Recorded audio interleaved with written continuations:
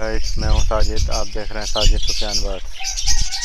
आज हमने ये कुछ हमारे पास टीसीबी के जोड़े थे, 9 जोड़े। तो ये हमारे पास पिछले साल बीट आई हुई थी। इनको हमने ठिलियाँ दे दी।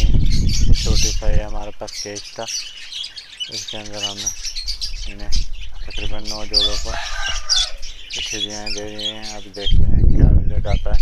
इंशाल्लाह अच्छा रिजल्ट आएगा। ये देख सकते हैं सारे टीसीबी के अच्छे साइज में जोड़े।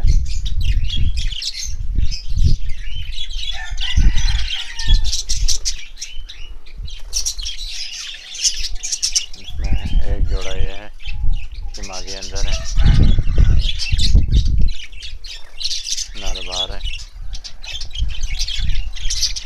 एक जोड़ा ये है टीसीबी का, ये रेम्बो है इसमें से, और मादी इसके अंदर है, और इसके बच्चे भी आए हुए हैं। बच्चे थोड़े से बड़े होते हैं तो फिर हम आपको आपके साथ शेयर करेंगे।